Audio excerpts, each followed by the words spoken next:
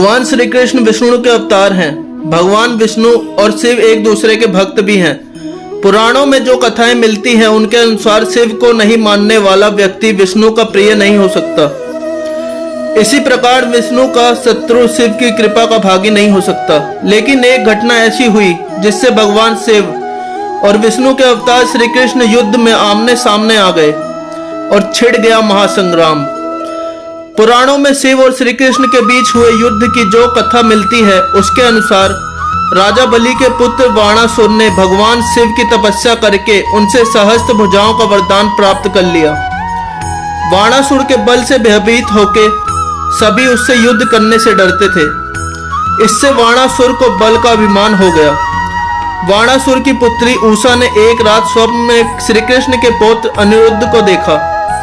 उषा स्वप्न में ही अनिरुद्ध को देखकर उस पर मोहित हो गई। उषा ने अपने मन की बात सखी को बताई। सखी ने अपनी मायावी विद्या से अनिरुद्ध को उसके पलंग सहित अपने महल में सुलाकर उषा के शयन कक्ष में पहुंचा दिया। अनिरुद्ध की नींद खुली तो उसकी नजर उषा पर गई।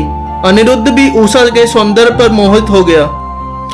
जब वाणासुर को पता चला कि उसकी पुत्री के शयन कक्ष में कोई पुरुष है तो सैनिकों को लेकर उषा के शयन कक्ष में पहुंचा। वहां पर वाणासुर ने अनिरुद्ध को देखा। वाणासुर के क्रोध की सीमा न रही और उसने अनिरुद्ध को युद्ध के लिए ललकारा। वाणासुर और अनिरुद्ध के बीच युद्ध होने लगा। वाणासुर के सभी अस्त्र विफल हो गए। तब उसने नागपाश में अनिरुद्ध को बांधकर बंदी बना दिया। इस पूरी घटना की जानकारी जब श्री कृष्ण को मिली तो वह अपनी सेना के साथ वाणासुर की राजधानी में पहुंच गए। श्री कृष्ण और वाणासुर के बीच युद्ध होने लगा। युद्ध में अपनी हार होता देख वाणासुर को शिव की याद आई, जिसने वाणासुर को संकट के समय रक्षा करने का वरदान दिया था। वाणासुर ने शिव का ध्यान किया तो शिव जी युद्ध भूमि में प्रकट हो गए। वाणासुर की रक्षा के लिए शिव ने श्री कृष्ण से कहा कि युद्ध भूमि से लौट जाएं, अन्यथा मेरा साथ युद्ध करें। श्री कृष्ण ने शिव से युद्ध करना स्वीकार किया और छिड़ गया शिव एवं श्री कृष्ण के बीच महासंग्राम। श्री कृष्ण ने देखा कि शिव के रहते हुए वह वाणासुर को परास्त नहीं कर सकते, तो उन्होंने शिव से कहा कि मेरे हाथों से वाणासुर का पराजित होना विधि का विधान है। आपके रहते मैं विधि के इस नियम का पालन नहीं कर पाऊंगा। श्री कृष्ण की इन बातों को सुनकर भगवान शिव युद्ध भूमि से चले जाते हैं।